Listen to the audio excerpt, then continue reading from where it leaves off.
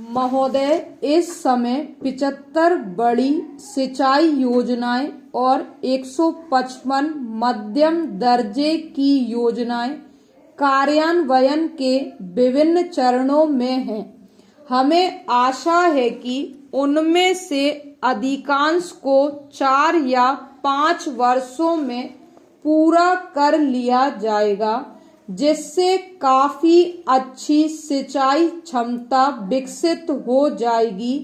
पानी को और ज्यादा संभाल कर इस्तेमाल करने तथा उपलब्ध सिंचाई क्षमता के बेहतर उपयोग की भी पर्याप्त गुंजाइश है।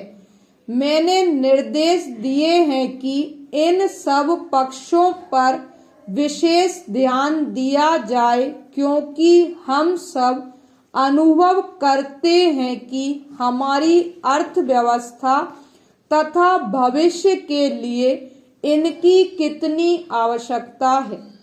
कुछ माननीय सदस्यों ने अंतर्राज्य जल विवादों को सुलझाने में देरी पर चिंता व्यक्त की थी। हम सब भी इस चिंता में उनके साथ हैं, लेकिन आप सब जानते हैं कि इस समस्या को लेकर कितनी कठिनाइयां हैं।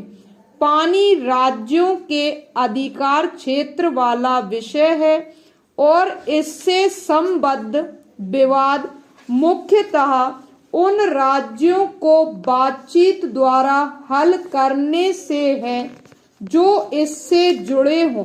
केंद्र में हम पूरी कोशिश करते रहे हैं कि संबद्ध राज्य बातचीत का सिलसिला चलाएं। एक माननीय सदस्य ने आरोप लगाया कि हमने एक विवाद में किसी एक राज्य का पक्ष लिया है। मेरा कहना है कि इसका बिल्कुल कोई भी औचित्य नहीं है। चाहे कावेरी हो या नर्मदा या अन्य नदी, केंद्र पूरी कोशिश करता रहा है कि ऐसे विवादों का न्यायोचित हल निकल आए, लेकिन ऐसे मामलों में संवेगपूर्ण वातावरण पैदा हो जाता है। माननीय सदस्य जानते हैं कि जैसे ही ऐसे प्रश्न उठते हैं, सभी दलगत भेद भुला दिए जाते हैं। किसी सकारात्मक उद्देश्य से एक होने के बजाय हम ऐसे विवादों पर एक हो जाते हैं।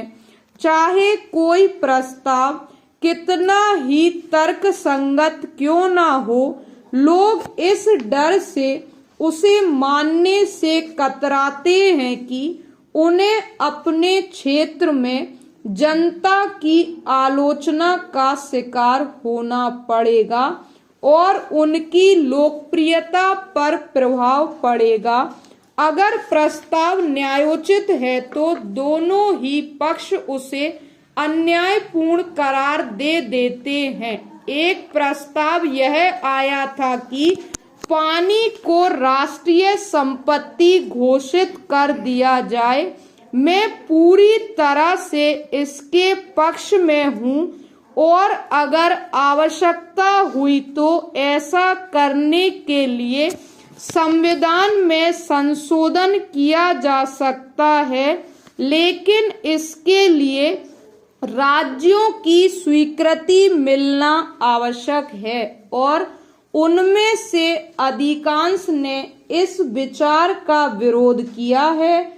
मैं सभी दलों से अपील करूंगी कि वे इस महत्वपूर्ण प्रश्न को राजनीति का एक प्रश्न न बनाएं और केवल स्थानीय हितों को ही नहीं, जो निस्संदेह बहुत अहम होते हैं, बल्कि राष्ट्रीय हित को ध्यान में रखकर आदान प्रदान की भावना से काम लें। एक माननीय सदस्य के विचार से सरकार की नीतियां किसान विरोधी हैं। वास्तव में यह एक ऐसा नारा है जिसे देश के कुछ भागों में दोहराया जाता है। कुछ अन्य हमें अमीर किसानों का पक्षपाती बनाते हैं। हमें इनमें से किसी को भी दोषी नहीं ठहराना चाहिए। पिछले समस्त वर्षों में हमारी कोशिश यही रही है कि कृषि उत्पादन बढ़ाने के लिए जो कुछ भी संभव है वह किया जाए, जैसे ऋणों की व्यवस्था, जल और बिजली की आपूर्ति, उर्वरकों और अच्छे बीज का इंतजाम। इन सब को उचित दामों में उपलब्ध किया जाता है और यह सुनिश्चित किया जाता है कि किसानों को उनकी उपज के लाभदायक मूल्य मिलें। गत 2 वर्षों में कृषि मूल्य तेजी से बढ़े हैं और किसानों को अच्छे पैसे मिले हैं।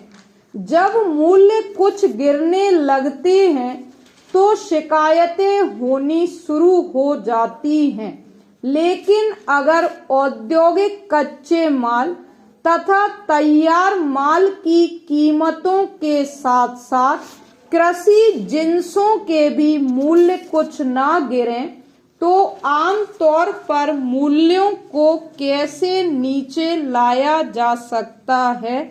मुझे एक माननीय सदस्य के तमिल में व्यक्त किए इस विचार को सुनकर आश्चर्य हुआ कि हम तमिलनाडु में सूखे के प्रति उदासीन हैं, और यद्यपि मैं वहां गई थी फिर भी मैंने वहां के लोगों के प्रति सहानुभूति नहीं व्यक्त की।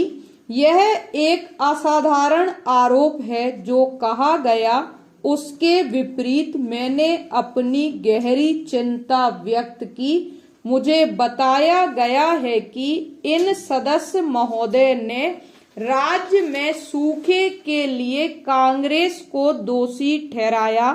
काश कि बादलों पर मेरा ऐसा कोई नियंत्रण हो पाता, लेकिन जब मैं वहां थी तो कुछ बूंदाबांदी अवश्य हुई थी, लेकिन उससे उनकी तंगी, उनकी आवश्यकता पूरी नहीं हुई। सूखे से हमें बहुत नुकसान हुआ है और लगातार सूखों तथा युद्ध ने हमें प्रायः 1 दशक पहले की हालात में पहुंचा दिया है। ज्यादा चिंता का विषय यह है कि सूखा युवाओं और बच्चों के शारीरिक और मानसिक विकास को आघात पहुंचाता है। यद्यपि राहत कार्यक्रमों के कारण भूख से त्रस्त होने की नौबत नहीं आई है, किसी भी राज्य सरकार को सूखे का बहाना बनाकर केंद्र से वह जितना पैसा खींच सके खींचने की कोशिश नहीं करनी चाहिए और भरपूर प्रयास किया जाना चाहिए कि राज्य के अपने साधनों तथा केंद्रीय सहायता का उपयोग सही ढंग से किया जाए और जिन लोगों की आवश्यकता सबसे ज्यादा है उनको राहत मिले। लेकिन राष्ट्र की सहानुभूति केवल धन के तराजू पर नहीं तौली जानी चाहिए, उसकी माप होनी चाहिए। राहत कार्यों की प्रभाविकता, जल संचयन संबंधी निर्माण कार्य किए जाने चाहिए। इससे भविष्य में वर्षा अपर्याप्त होने पर सहायता मिलेगी।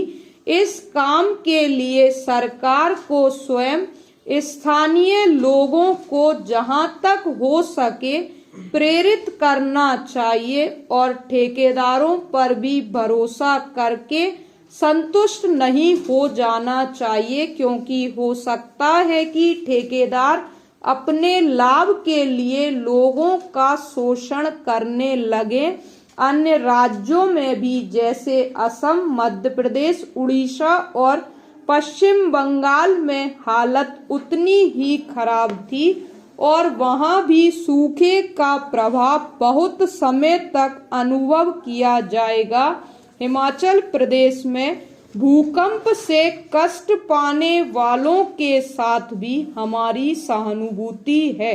यहाँ बैठकर हम सोचते हैं कि वहाँ सर्दी का मौसम होगा, लेकिन क्या हम यह कल्पना कर सकते हैं